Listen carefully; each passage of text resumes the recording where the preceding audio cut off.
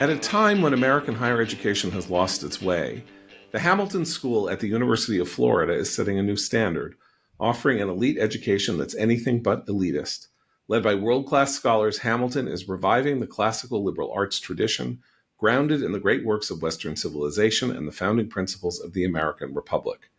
In small discussion-based classes, students study history, philosophy, economics, literature, and America's founding texts, developing the discipline, eloquence, and moral confidence to lead with purpose in their careers, in their communities, and in their lives. Learn more at hamilton.ufl.edu/commentary. That's hamilton.ufl.edu/commentary. The Hamilton School at the University of Florida, leading a revolution in higher education. Welcome to the Commentary Magazine Daily Podcast. Today is Wednesday, November 5th, 2025. I'm John Podhoretz, the editor of Commentary Magazine, reporting to you live from the offices of the Jewish News Syndicate in Jerusalem, where I am at present and will be returning to America tomorrow. I managed to escape the continent as it was falling into the sea with last night's results, which we'll get to in a moment, with my fellow panelists, executive editor Abe Greenwald. Hi, Abe. Hi, John. Senior editor Seth Mandel. Hi, Seth. Hi, John. And don't take this the wrong way, but are you sure you want to come back? You know, I got family, I got a dog, but several people have asked me that already, so we'll get to that too. Social commentary columnist and American Enterprise Institute senior fellow Christine Rosen. Hi, Christine. Hi, John. And the editor of the Washington Free Beacon, Eliana Johnson. Hi, Eliana. Hi, John. Okay, so several people have said to me, are you going home? Maybe you should cash in your return ticket. Of course, I am coming home, but I am coming home to a different America. Not that I think it's a different America. I think we've learned something very profound about America over the last 24 hours and about American politics at present over the last 24 hours. So I think we should maybe talk about Mamdani a little later because, we don't want to sort of begin with the apocalypse. Maybe we could build up and then we can get to the apocalypse. But obviously the story of last night's election was a Democratic blowout, sweep not only in the obvious places, the Senate, the gubernatorial races in New Jersey and Virginia, but also what appeared to be the extraordinarily difficult to win race for Attorney General in Virginia, which was won by the Democrat handily. Both the gubernatorial races won by landslide margin on the ballot proposition in California on redistricting, and at 3 Democratic Supreme Court justices winning in Pennsylvania. Everywhere you look, everywhere you turn on the map, the Democrats slaughtered the Republicans. And this raises very interesting questions about why this happened when we know the polling was saying that Republicans weren't in great order, but Democrats were certainly in polling not showing any strength whatsoever and seemed to be a party with a bad brand. And I'm not sure that you can say with these elections, all of which showed record turnout for not only an off year, but one of these weird, odd-numbered off years, all over the map.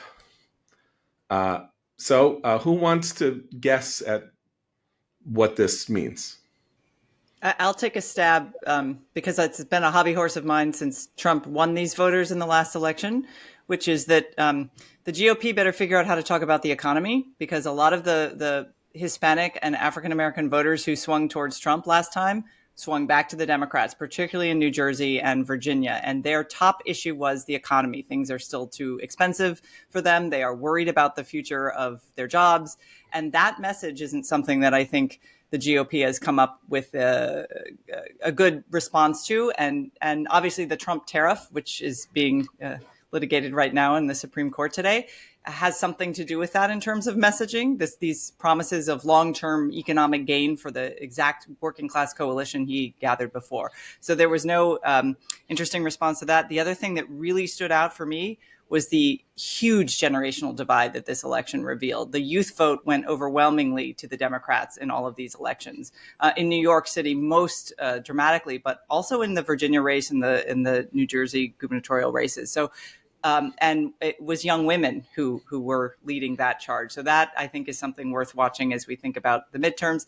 And then finally, a predictable but not helpful response from President Trump, claiming perhaps there was fraud in the California ballot initiative voting. And, well, the only reason y'all lost is that I wasn't on the ballot. He is now a lame duck, and he is hurtling towards even greater lame duckness if the Democrats retake the House. And so his bruised ego, vanity, Truth Social posting, I think, has got to be leaving a lot of Republicans right now concerned. And but really for me, the youth vote and the loss of that amazing coalition he built in the last election, or the potential loss of that in 2026. Eliana, let me ask you this. Trump said I wasn't on the ballot, so Republicans didn't perform as well as they could have. I think it's pretty clear Trump was on the ballot. The one issue that united all of these candidates, no matter where they were, was they were going to challenge Trump, they were going to face down Trump, they were going to fight Trump, they were going to stop Trump. The ballot initiative in California was deliberately designed to say Trump was trying to steal the Congress in 2026. We're not going to let him do that. He wasn't on the ballot in the sense that there was no affirmative ability to vote for him, but Democrats made hay out of Trump. He has a 41% approval rating. These Republicans all over the place got 41%. I mean, or nominal Republicans, like, Cuomo wasn't a Republican, but, Spanberger, Sherrill, they got 41. They got the candidates opposing them got 41% of the vote. That is Trump's approval rating. So he's on the ballot. No, or am I being unfair to him? I think that's fair, in that the Democrats were, it's hard to say smart because it's sort of the obvious thing to do, but they didn't campaign local, they campaigned national, in that Mikey Sherrill and Abigail Spanberger, they campaigned against Trump and MAGA, and Republicans were in a weak position in that Trump himself wasn't on the ballot and wasn't out on the campaign trail, able to campaign against them. And this is actually a problem for Republicans, as Trump said, in that they haven't figured out how to win elections when Trump himself isn't on the ballot. It's not reassuring for the 2026 midterms.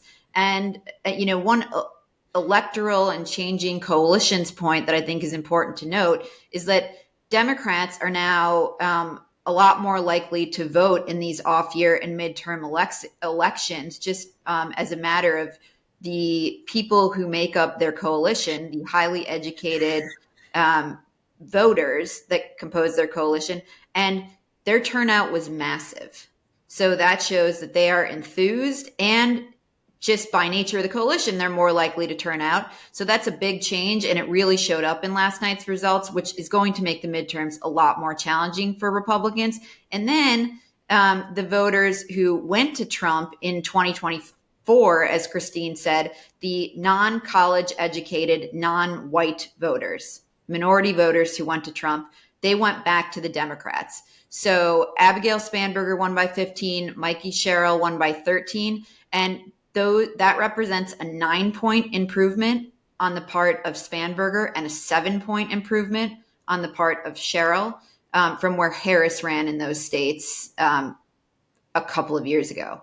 The other thing that jumped out at me is that I do think that these culture war issues with Trump in office are receding as a matter of, political saliency for Republicans to campaign on. Youngkin, do you want to jump in, John? Let me just interrupt for a second, because they've lost their saliency. They didn't bring people to the polls. But there's another element of the culture war. Donald Trump is the culture war. Democrats running against Donald Trump ran a culture war election. It has many facets. It's the defense of democracy. It's he's being mean to immigrants. It's he's being hostile to the marginalized in America. It's he's hurting working people. He's going after the universities. I don't know. There are 10 different things that he represents to them. And he is the object of their culture war. And the culture war, as we know, is an incredibly powerful driving element in politics. Trump has crossed over from being not crossed over, he always has been, but he is a unique merger of a political figure, of a kind of revolutionary political figure, and a culturally dominant personality who casts a shadow over all of America. He's getting into fights about TV. He gets into fights about Colbert. He wants to throw Seth Meyers in jail. All of that stuff means that every single moment that a Democrat who doesn't, or a person in America who doesn't really like Trump, is getting the message, Trump, Trump, Trump, Trump, Trump, Trump, Trump, and they get this opportunity in these places to say, stop, enough, you're driving me crazy, I don't like what you're saying.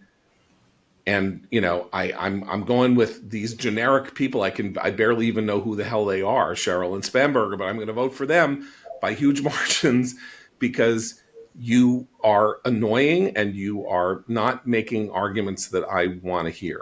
So I don't know that the culture war isn't working. It reversed field. Well, that was the other thing that jumped out at me, is that Democrats actually didn't need great candidates to win. Cheryl and Spamberger weren't great candidates, and they won with a bad candidate in Jay Jones. They won with a candidate who had a catastrophic scandal. When I referenced the culture war, I was thinking about Youngkin's campaign. Right. And the extent to which his ability to campaign against Joe Biden and the local authorities in Virginia when there was a huge scandal in Loudoun County, when a young boy in a skirt went into a girl's bathroom and assaulted a teenage girl, and her father was then tossed out of a school board meeting, and Terry McAuliffe slipped up and said, he didn't think parents should have the authority, should have the final say over who educated their children. Like, that was just a boon for Youngkin.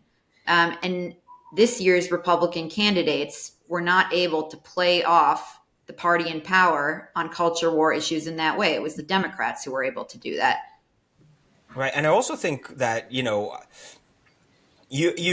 when there's a shutdown, you say, all right, who's the party in power for the most part, instinctively. And I would have thought that, I know that Trump is not a traditional politician, but had it been a traditional politician, he has the bully pulpit to make a speech, he can tell all the networks, give me a half hour on Wednesday night, and he can go out there and he can give a speech about how the Democrats are keeping the government closed and this and that, and he can spin the SNAP benefits decisions that he was making and all that stuff. It didn't seem like he didn't use all the tools at his disposal to explain that stuff. And so that left all the Republicans, I think, pretty vulnerable. I mean, it's not the type of politician he is, but you could very easily imagine, Barack Obama calling up the networks and saying, I need some time tonight, and doing it. And when that happened under Obama, I think John Boehner at the time was the speaker, and he also asked for network time, and they gave it to him. But nobody really cared that the Speaker of the House also, people watched the president. Obama's speech went over. People didn't really watch the Speaker of the House. And so I just feel like he didn't use the bully pulpit. I just don't know what he would be using the bully pulpit for in these races. Like, there's a gubernatorial race in Virginia. So the shutdown is obviously an issue in Northern Virginia because of government employees losing their income stream until they get repaid for it. So that's one thing in Virginia. I don't think anything like that mattered particularly in New Jersey and in California. Obviously, the ballot initiative was directly about Republican efforts to game the system to get more Republican districts for 2026 so they could hold on to the House. And it's not that he had no means for attack on that ballot initiative because the Republicans had basically started this game of trying to get districts redrawn before 2026 to gain an advantage. So I don't know what the national case that he could have made would have been. But the only thing I think, Seth, it's an interesting point, and I agree that he could have. The only thing I recall from following the news over the last 2 weeks, Trump saying is, "Let's get rid of the filibuster so I can do more of the stuff I want to do." Like, he's a very short-term thinker about this shutdown, and I think that's actually And there I felt is sort of that a hurt Republicans right. What could go additionally wrong? in the shutdown, because it sounded like Trump was saying, "I want Republicans to end the shutdown." That's exactly Right? what I mean, I took from that. that's what ending the filibuster means. It means get these Republicans to pull the trigger and end the shutdown. But so I think in a general way, Trump is onto something when he says the part of the problem is that he wasn't actually on the ballot here. Because I think after Trump, if you go all the way down the Republican Party, I'm not sure Republicans know what they are, because he who is at the top, Trump, is so capricious that what they are is a cheering section for whatever his latest hit is. And that actually makes it very hard for there to be a message on the right. We talk a lot about what's the message on what do the Democrats have to say other than stopping Trump? What do Republicans have to say other than cheering him on? Look, that's there's a important. vicious fight about what Yeah. conservatives, Republicans, Yeah. the right is. There's all this. So beneath him, there's all this internal fighting. Yeah, that goes on. Yeah, but I mean, let's think about that for a second. So while we are going into this election and this weird whining from the people who seem to be apologists for Tucker Carlson and Kevin Roberts and the whole line that, you hear their free speech is being interfered with, or why are we having a fight about this while Zoran Mamdani is may become mayor of New York City? Well, yeah, we're having a fight about this because the podcaster who got J.D. Vance made vice president had on a Nazi. Where was he not having on the Nazi while the election was approaching, so that the election would not be muddied? The effort to paint Zoran Mamdani as an extremist who should not hold the reins of power was muddied by the fact that for the last week, the Republican Party has been, and the right has been, engaged in a fight over whether or not it's okay to be a Nazi. So it's a little hard to say, this guy, this Ugandan immigrant who is a Shiite Muslim and is a democratic socialist, is too extreme to be mayor of New York. The vice president of the United States is allied with somebody who is allowing people to make the argument that Nazism is cool and Stalin was great. So whose fault is that? Well, and then institutionally in Congress, Trump's gathering a lot of the congressional leaders today to talk to them. And what we know he's done in the past is say, you must demonstrate absolute loyalty to me in the wake of any sort of defeat on the right. And that watching what they do from now until 2026 will be fascinating to me.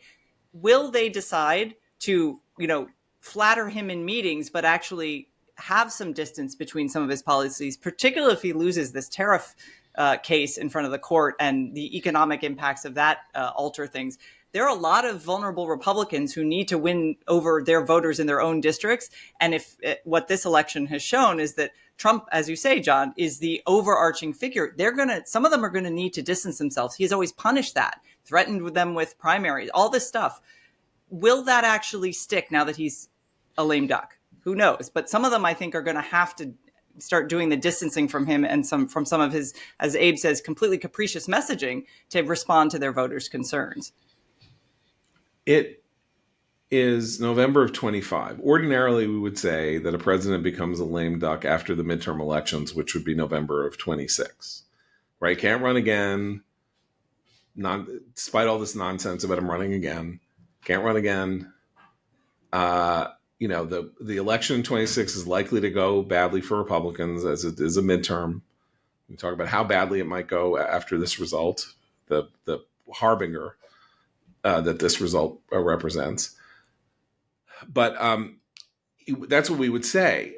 This November 25 election is so significantly lopsided with 10, 12, 13, 15, 20-point margins of victory, that his lame duckery may be starting, as you're hinting, Christine, right now. In which case, Republicans are like, if I stand with you, maybe if I stand with you, I won't be, if I stand with you, at least I know you won't kill me, Donald Trump. But if I stand with you, I might be dead anyway. So what's my play here? You might be really toxic. I mean, you're not going to be toxic in Mississippi. You're not going to be toxic in states where you won by 40. But in the 7 states that decided the election, all of which he won in, right? Georgia and, where his coalitions are fragile, as this recent election showed, at least, right. Those coalitions are not really totally loyal to him in the way that he assumed that loyalty would continue after he won. Right. So, and Georgia, it was a pointed rebuke in Georgia, because Georgia Democrats won the first statewide constitutional offices since 2006. It's been almost 20 years since Democrats won statewide office. Now, it was the energy regulator. It's not, governor, but that's how it starts at the local level. I mean, you could just, yeah. Right. Harbinger. It's not the thing. You get a crack at the local level, and you see people working their way up. The people who got into the PSC last night are probably going to be considered, statewide candidates in the future. But the point is that it's just, Georgia's now a place where there's an opening where there wasn't before. And Trump spends a lot of time destroying the Republican advantage. I mean, not destroying, they still obviously have an advantage in Georgia. But Trump spends a lot of time really swinging a sledgehammer at the Republican Party in Georgia, going back to challenging the 2020 election and everything that happened with the runoffs after that, and don't vote, because your vote doesn't count, and this and that. And we're seeing that, those roots took hold, and, nobody's panicking about Georgia after last night. But, the concern is that, this happened in Virginia fairly quickly, and it happened in Colorado fairly quickly, and that there's always a chance that something is actually brewing in a state that Republicans didn't used to worry about very much. I mean, look, what's important here is that he does not have magical powers to float, to change the ordinary political dynamic that we have gotten used to. People on the right have gotten the idea that his survival powers are so amazing that you can't write him off in any way, shape, or form. But what's happened here was completely predictable based on just standard issue data: a 40% approval rating, being underwater on the economy, the unpopularity of his signature economic issue, tariffs, a sense that the government isn't working well, and all of that. His successes, and even on immigration, which is his best issue, I guess, he's muddied it because they've done a pretty good job of making the case that, well, yeah, we're against immigrant, but I don't know, should he be like tackling people should ICE agents be tackling people in parking lots?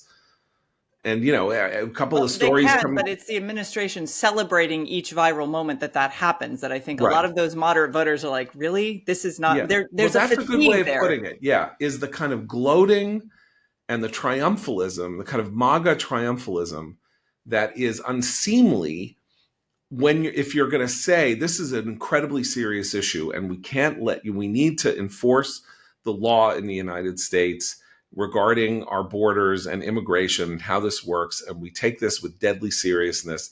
And then they make jokey, ridiculous meme videos and issue these childish triumphalist statements, rather than saying this is as serious as a heart attack. This is something that we are taking with great gravity, and we're doing it because we have to save ourselves from this scourge, and not like we're owning the immigrants.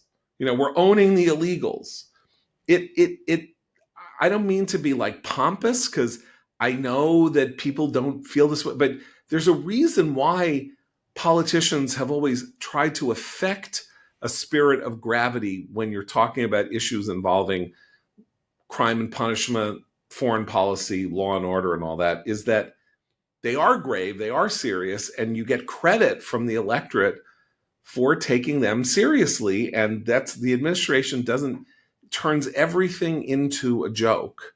And I don't think that as this election approached, that wasn't, it's like, if you're not part of the in crowd that likes these jokes, if these memes don't make you laugh, then you're like, not only don't they make me laugh, I don't like them. I don't like them. I don't like what this is saying about things. And it's important to note that Republican turnout was not bad last night. I mean, I didn't have a chance to look at. I mean, New York City in particular, the anti-mamdani, there were more than 2 million votes cast, and almost half of them were against mamdani. So turnout was not the issue. It's not, oh, Trump's not on the ballot, so I'm really depressed and I'm not going to turn out. I don't think that was true in Virginia. I don't think it was true in New Jersey. Those aren't even states that Trump won in 2024. He just did better in New Jersey than he had, 4 and 8 years earlier. Republicans did fine, but Democrats did better because their target was much more precise, and why they were running was much clearer to people. And it was, they were running to stop Trump. And it turned out that that was a way more salient issue than you might think. Like, how is a governor going to stop Trump? How is a mayor going to stop Trump? They can't stop Trump. That's not how you stop Trump. But they said it, and people wanted to believe it, and it turned a lot of people out to the polls more than having Trump as president turned Republicans out to the polls. Well, Democrats are now more likely to turn out in off-year elections in the first place, and they were more motivated to turn out anyway. And Republicans, on the other hand, the best indicator now of whether Republicans are going to turn out, and their best motivator, is the actual presence of Trump on the ballot. And he'll never be on the ballot again. Exactly. So I think, as Trump said, and then Abe said, and I'm echoing, is that Republicans do really need to figure out how are they going to run without Trump on the ballot.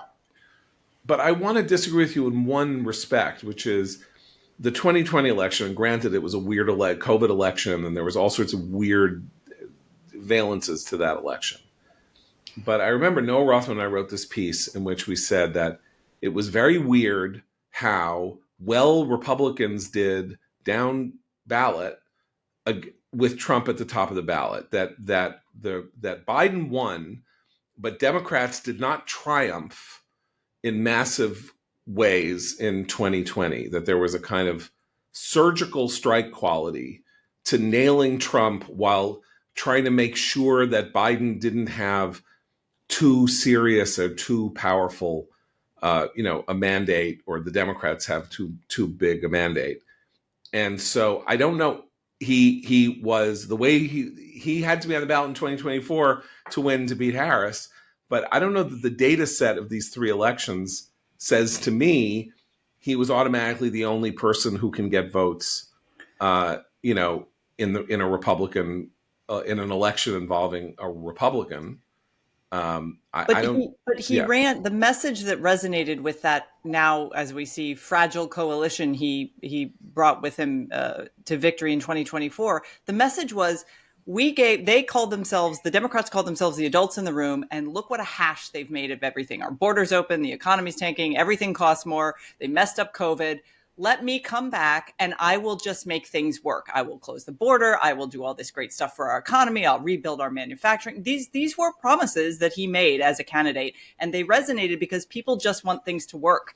We have gone now through so much chaos and turmoil with our executive leading this country for more than 10 years that people just want normalcy. And I do think that that's where these candidates, Spanberger is not normal with regard to the culture war issues. She is very extremely left on transgender issues in particular. It didn't matter because she ran as someone who was she ran on economic issues, and she ran on all these things of like, look, I'm a normal, nice mom, suburban mom with 3 kids, and I'm going to fix things, and I have this experience. And it worked.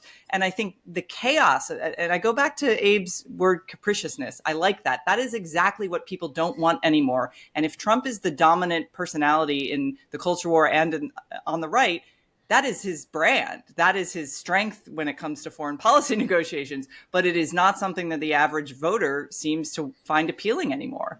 And it leaves the rest of the party nowhere to go. It's not, there's no guidepost. If you want to make the argument that your party is better than the other party, chaos and capriciousness are a very bad way to go about this when the results are incomplete. Whether or not people thought Doge was good or bad, whether or not people think that the border policies are good or bad, whether or not people think the tariffs are good or bad, they have introduced notes of uncertainty and a lack of clarity about the administration's true intentions.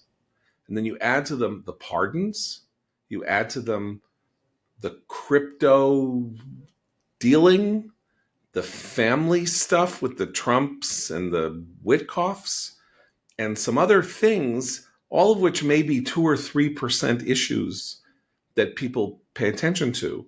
But if you add them all together, you take them and someone's interested in why did he pardon the Binance guy who was making crypto deals with his son, with why did you pardon George Santos, with who are these people going around shutting down cabinet departments? I don't really understand what's happening. Can you just do that? And also, With- why is no one explaining why my groceries are so expensive? That, right. And even this, which is... And they fired and then rehired and refired in the span of 2 or 3 days a team at the FBI.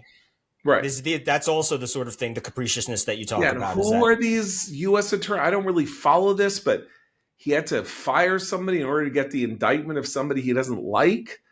Is that good? Like, I'm just saying, I'm laying this John, out to say, this reminds me. We spoke a few times on the podcast about how Trump seems to need for himself to always create some shadow over what he's doing. Even when he's doing good things, he needs some sort of distraction for his enemies to target him on, and for whatever reason, motivating reason, because he's a troll, because whatever it is.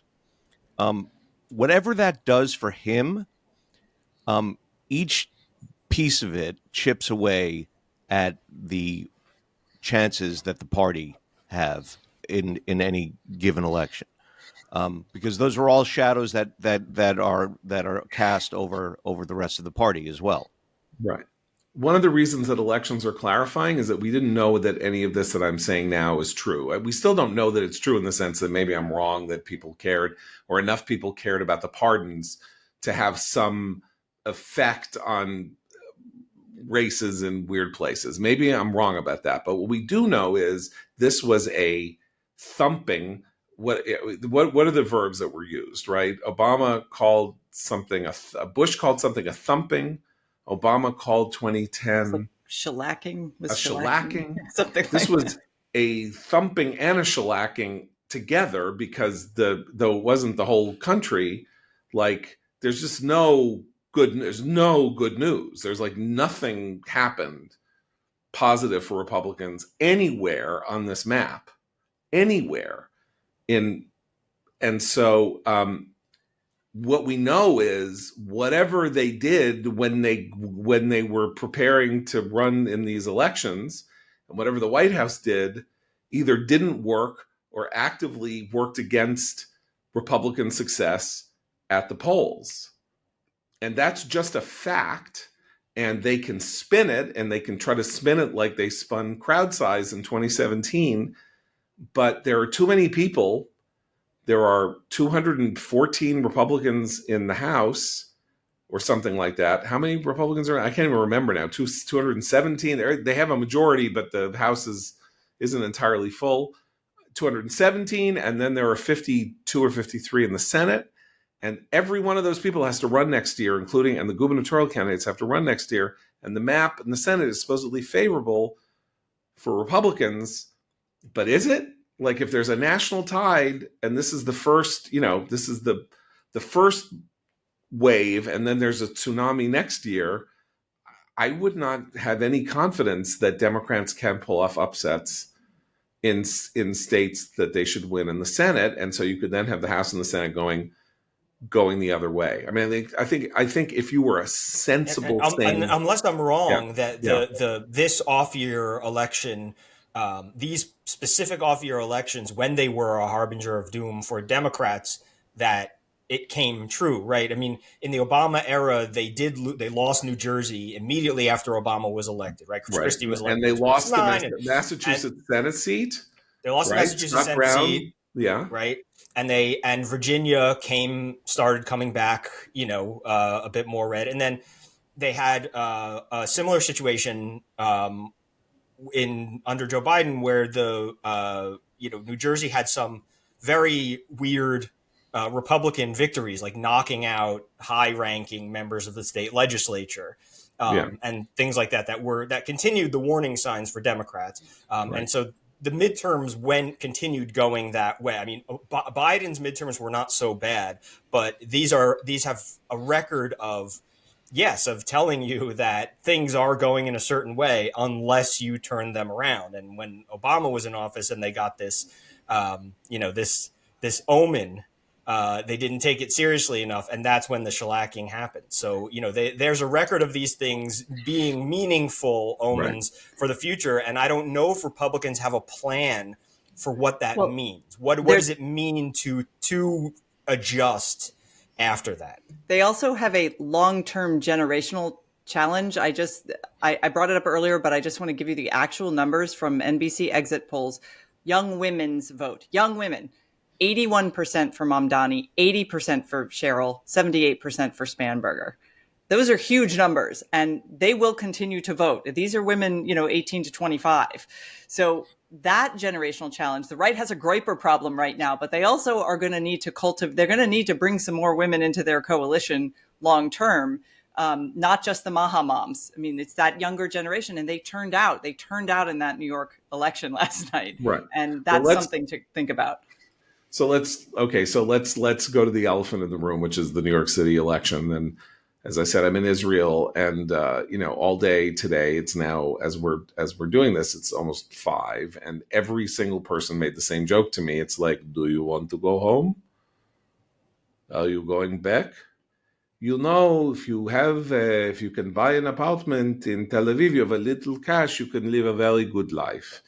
Really, you should you think about it, because I know it's like, and in November of 2023, when I came here, the last time I was here during the ceasefire, actually the first ceasefire where the 80 hostages were returned, and I would get into a cab, people would say to me, "How are you?" And I would say, "Well, I'm very happy to be here to show community with you." And the driver would say, no, how are you? Because I see on the television what is going on with the anti-Semitism in America. Are you okay? Is your family okay? Have you been, have there been any violence where you are?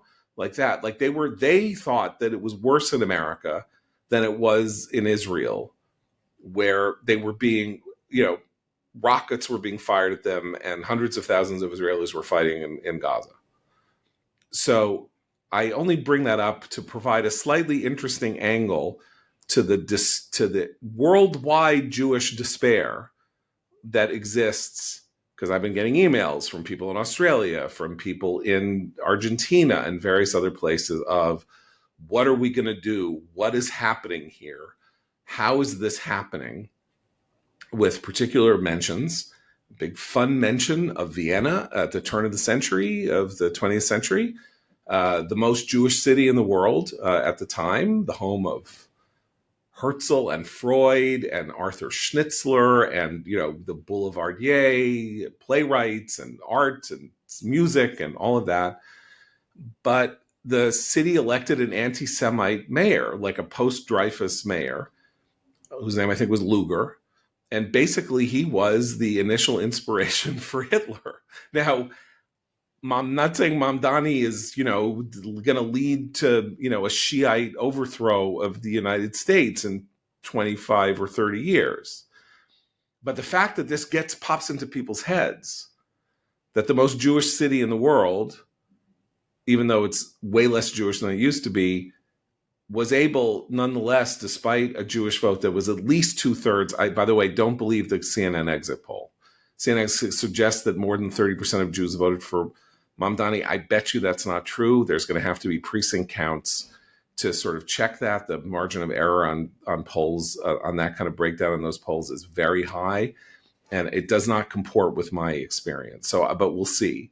But And the comparison that I've kept making on Twitter for years is Odessa, which was this sort of artist colony and whatever. And this is a city on the Black Sea. Was the height of sort of Yiddish high culture was in Odessa, which is part of Ukraine.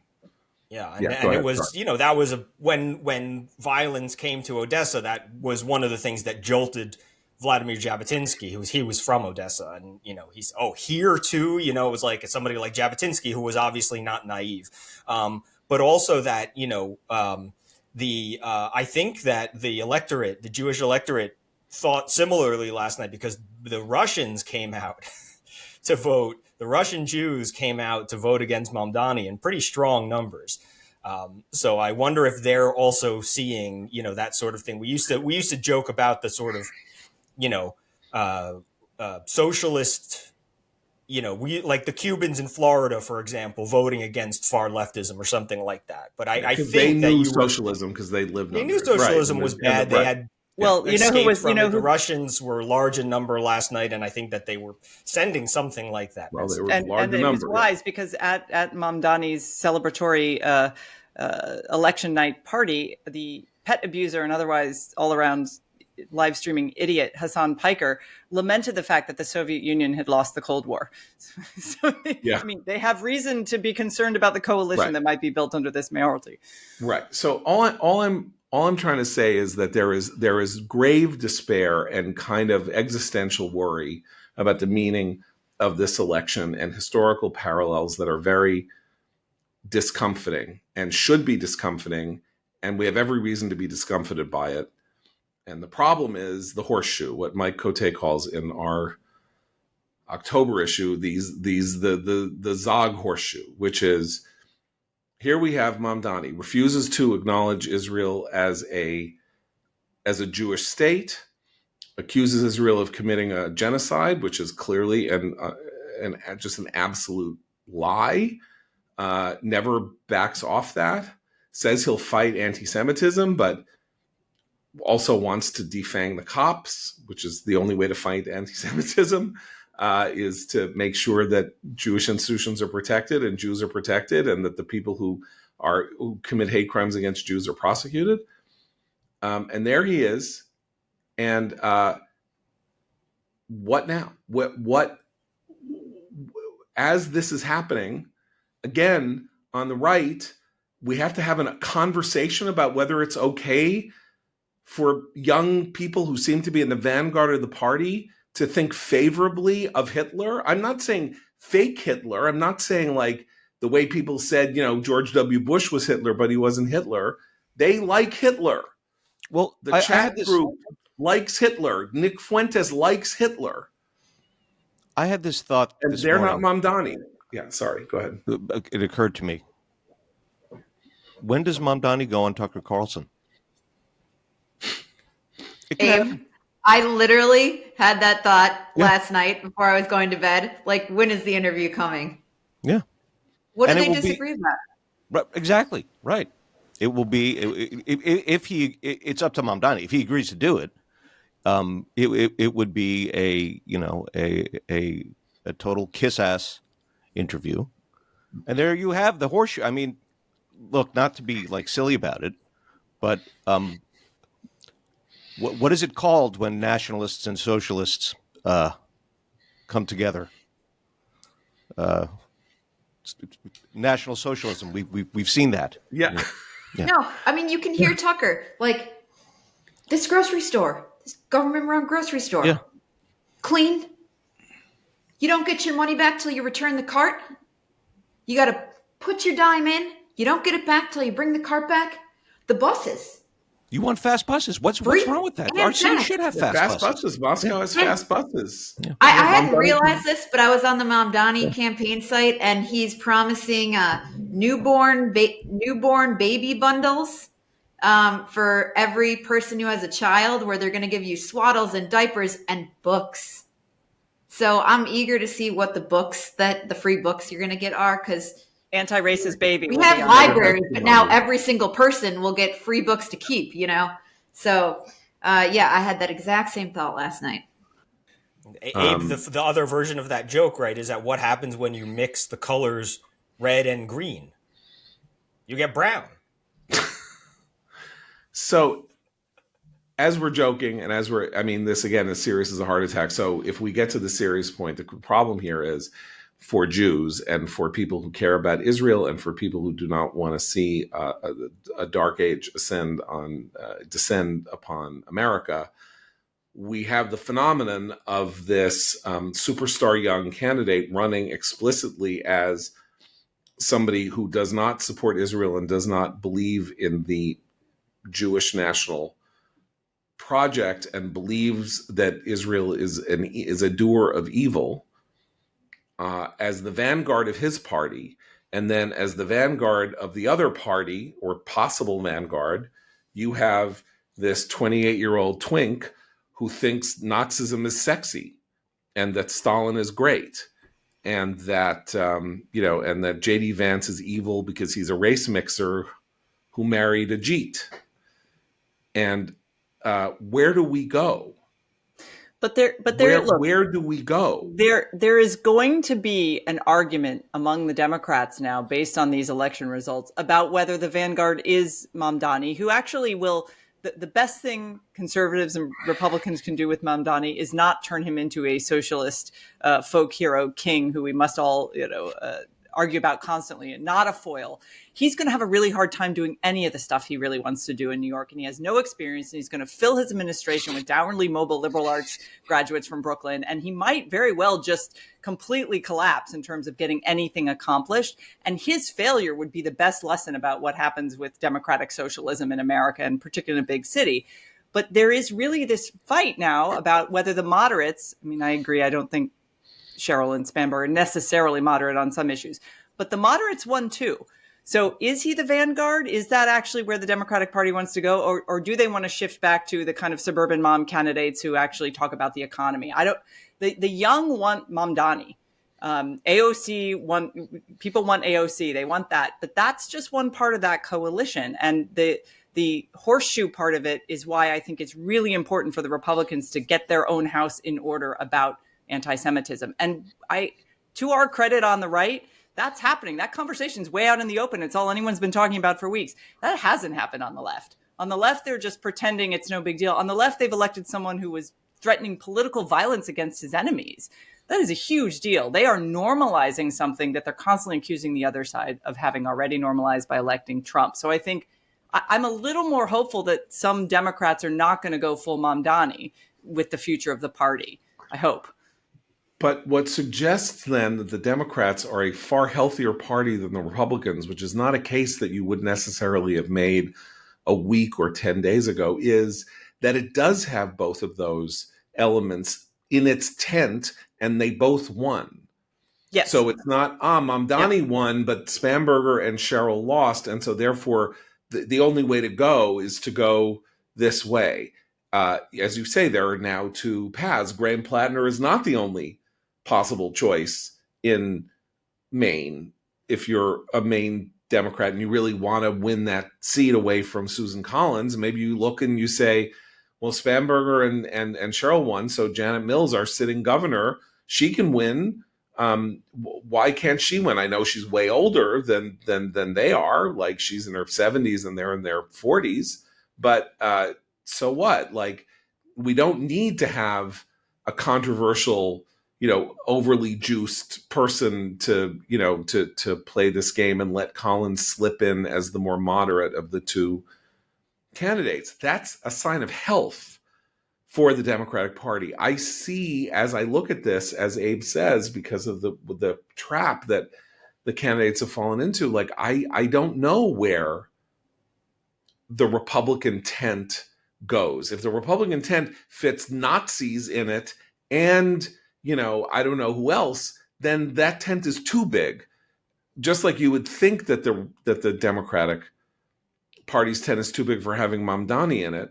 But I'm not sure who the Cheryls and the Spambergers are. Well, Who are the Cheryls and Spambergers?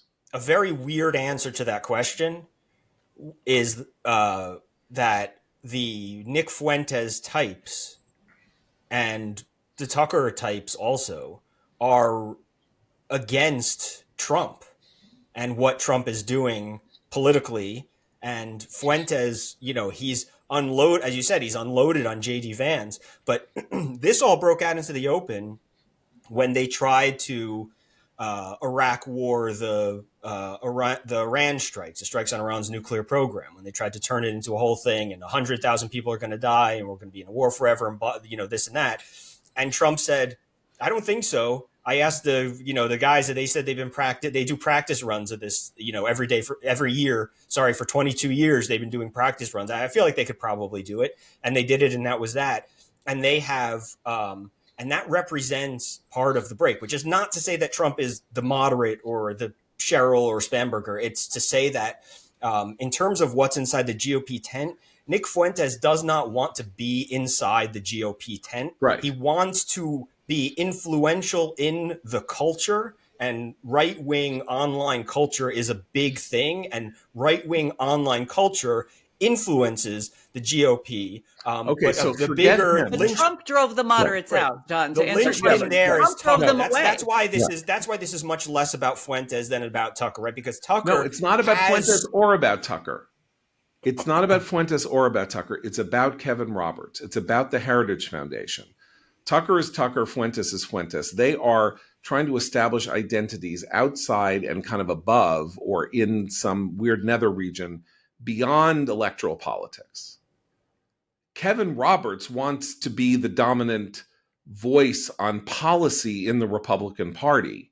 And he thinks he needs Tucker and Fuentes on his side, or that they are useful or that they are valuable in creating the conditions under which the views of the Heritage Foundation can be promoted, sold, packaged, and used by this administration. So it is the institutional people who think they can co-opt the Nazis and either turn them not into Nazis or like quiet down their Nazism so they can get all their support without getting the black shirt. That's where the problem lies. So I was heartened to see, for example, Josh Hawley, the senator from Missouri, and somebody that I would not think was a particularly, a figure that I would have expected this from, condemn say that this has no place in our party. This is disgusting and it's shocking and it's horrible. That was a good sign. The problem is, why do we have to need that sign? Why is this happening, that this thing has happened and now people have to line up on one side or the other of Nazism in the United States, in the Republican Party? That means that the rot has already gotten pretty far down. Okay. I mean, John, only you could turn Republican senators' denunciation of anti-Semitism into, a bad thing. It's a He good did thing. good. I No, know, he but did good. you're like, this is so terrible that we could get to this point that Josh Hawley is denouncing It's got nothing Nazism. to do. No, that's what I'm saying. I'm saying I'm grateful that Josh Hawley did what he did. I'm grateful that Chris DeMuth resigned from the Heritage Foundation. He's a good man and he's been a friend for many years. I am touched by the number of people who have been fantastic on this issue. What I'm horrified by is that it's an issue. That's what I'm talking about. They are not Right, but responsible. I'm gonna push back I on want to you. use. Yeah, go ahead. Just a little bit, in that Okay. Israel just, I mean, the war will probably continue, but it just wrapped a pretty, brutal war. Israel and Jews have been in the headlines for the past 2 years. I'm not surprised that this ended with an eruption of vile anti-Semitism. by people who hate the Jews and hate America. I expect anti-Semitism always to be around in some manner in both of our, in our politics. It is having a moment right now, for sure. But you can kind of understand why, given where geopolitics have been, and I find it like not all that surprising, given the state of the mainstream media and other aspects of society and culture, particularly the state of young men, which Roberts has talked about, and I don't agree with anything he's said about them. But I think it's great what Holly said. The Speaker of the House, Mike Johnson, yesterday came out and denounced this. So, the fight will continue. John Thune. But John Thune came out and denounced this, the Republican majority leader in the Senate. So I'm not as downcast as you are. What I would say about that is to use sort of Abe. Abe wrote this very good newsletter about this, about what he said the right's immune system is kicking in. And the example, I think Heritage in that way is actually a pretty good example, which is to say, at some point between the rise of Obama and now, Heritage took a turn, right? They created Heritage Action for America, and was, a sort of, was a much more, they put much more pressure on Republicans in office It's a to lobbying move to the group, right. separate from the nonprofit. Right, It's a right. P4, Yeah. not a separate from C3. Heritage, Yeah. but under the right. And so, and they gave out scorecards and all that. Now, I was there, in Washington while this transformation was taking place, and boy, did people find Heritage Action annoying as you could not imagine. I mean, people hated it. It was effective because nobody likes a scorecard from Heritage Action with a letter D- on it or whatever. This was a sort of thing. People hated it in part because it was effective, but people hated it. But there was no immune response to, a sort of over Tea Partyization of the Heritage Foundation. There was fighting, there was internal fighting, there were internal battles, some won, some lost, like anything, but there was no like outpouring. Then this anti-Semitism thing happened. And man, Chris DeMuth and internal letters, people are starting to leak internal letters. I sent this letter to Kevin Roberts last year. I sent this letter. The leaking, right, that turned into a flood suggested to me that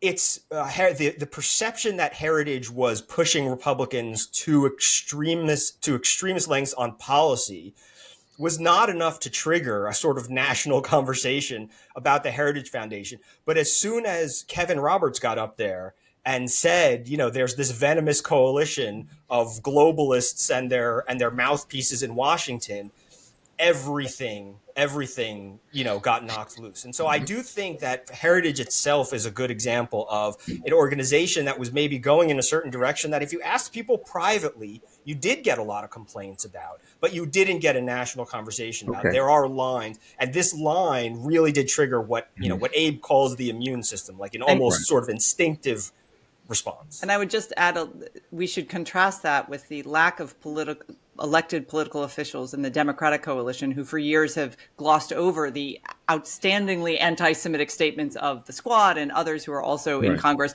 the inability to condemn that. They are actually more on a long-term path of normalizing anti-Semitism on their side of the aisle than I think the right, despite our Groyper problem. They all endorsed mamdani and refused to pull their endorsements from Jay Jones, the attorney general candidate in Virginia, who said he wanted to see his, Republicans' kids dead. But listen, look, I'm also, as I've written and I've said, I have been heartened to see the right's immune system kick in. I think it is kicking in, and it's from people you'd expect and not expect.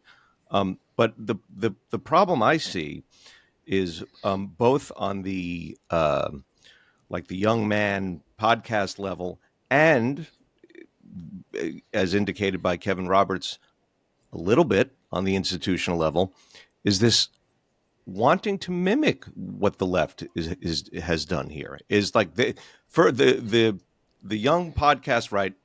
They looked at the protest culture and the anti-institutional revelry, and they wanted in. They needed the way they figured they wanted some of that. They wanted that mass appeal, and they wanted that excitement. And what did as Eliana just said, and Christine said, what is the left institutions have done with that the whole time?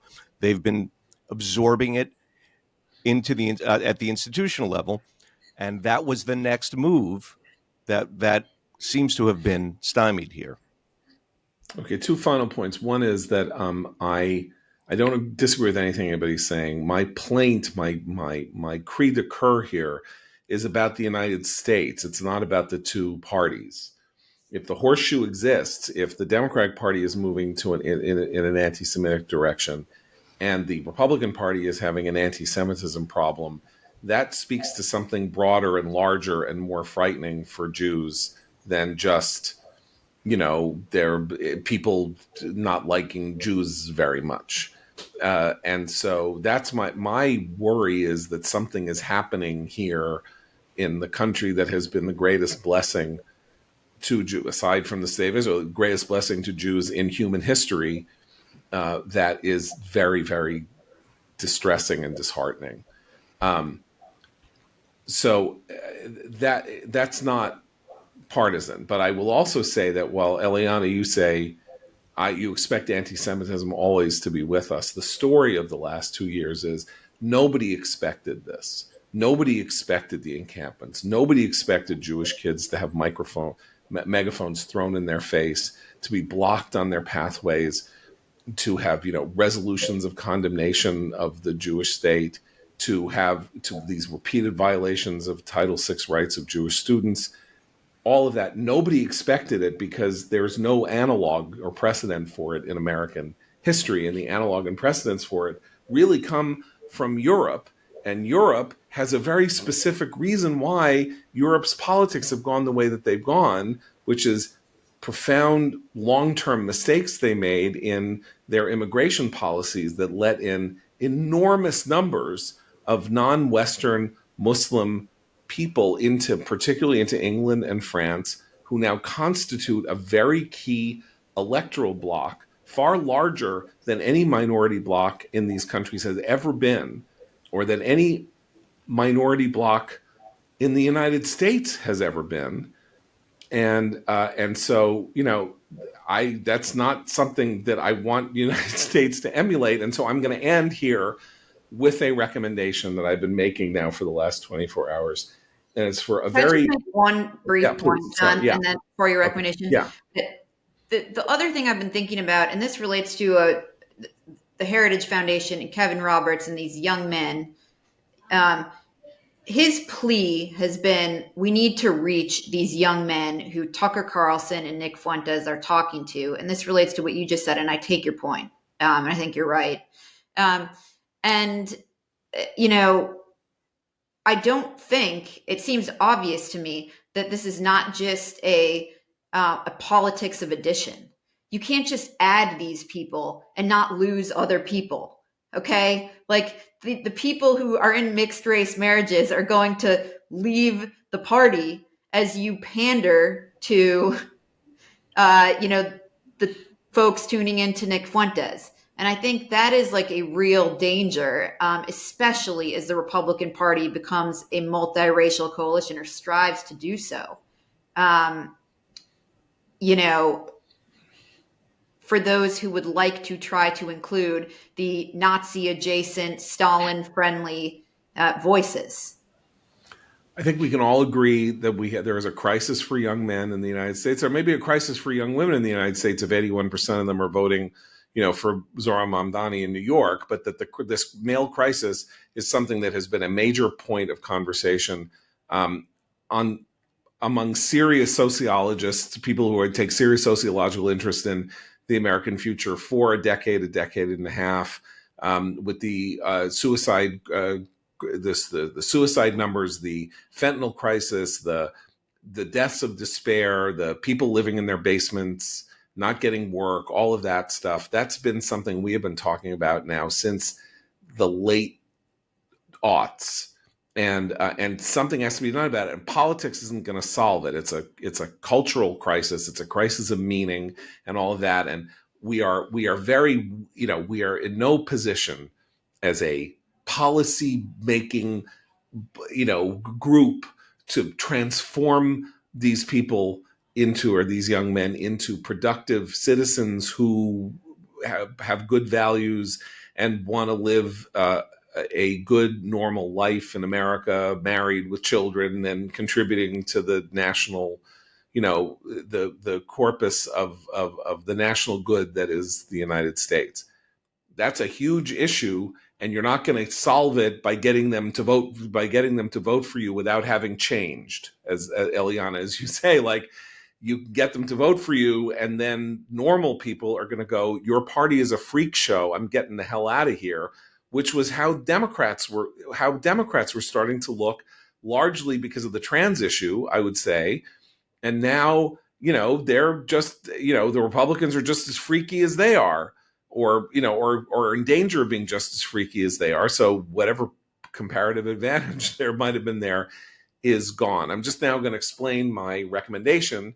I didn't mean to cut everybody off. We're just running long, but it's very much related to this topic. And my recommendation is the 2015 novel by Michel Houellebecq, the very controversialist French novelist, called Submission, which he wrote as a kind of warning, a dystopian novel set at some point in the relatively near future from 2015, about a nihilistic French academic whose life has ended up in sitting at home, smoking weed, watching porn, not being able to sustain a decent relationship with his girlfriend, who is a Jew, and watching as elements in France, alarmed by the rise of the Le Pen nationalist party, the Socialist Party then aligns itself with a Muslim Brotherhood party and becomes a new coalition to defeat the far right nationalists,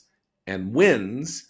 And then this very charming, very handsome, very young, very intelligent leader of the Muslim party becomes president of France, and then systematically starts to destroy the French Republic. Closes the Sorbonne. Introduces Sharia law. Makes polygamy on the grounds of it being a culturally relevant thing for many people in France. Legalizes polygamy. And the question is, this guy who is like the perfect late French citizen, unproductive, completely without belief or conviction in anything. And where does he go? Well, his ex-girlfriend flees to Israel because there is no place for her. There's no safe haven for her in her native country of France. And he is basically offered the possibility of a wonderful life if he'll just convert to Islam, and then they'll give him some wives, and the wives will be submissive to him, and everything that he wants, all of his dreams, will come true. And Houellebecq wrote this book 10 years ago, before the gigantic the real surge because of the Syrian civil war. And he said, when people said this is Islamophobic, and he said, look, I always make people angry with what I write, but I view this as a realistic portrait of a possible future. And I haven't read it since then. But in my mind, as I think about everything that is going on there and now in New York, he seems like a prophet. And so I think it would be an interesting experience for people to read this book, Submission. His name is Houellebecq. That's spelled Houellebecq.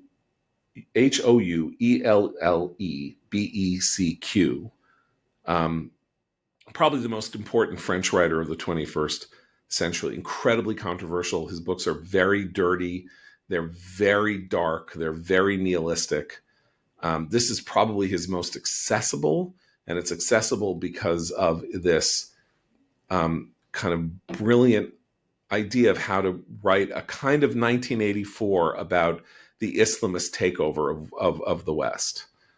So that is my recommendation. I will not be here tomorrow. Show will go on in my absence because you guys are all wonderful and talented and brilliant. Because I will be on a plane returning to, New York City to survey the wreckage. So have a great time. I'll be back on Friday. You'll be back tomorrow. So for Abe, Christine, Eliana, and Seth, I'm John Podhoretz. Keep the candle burning.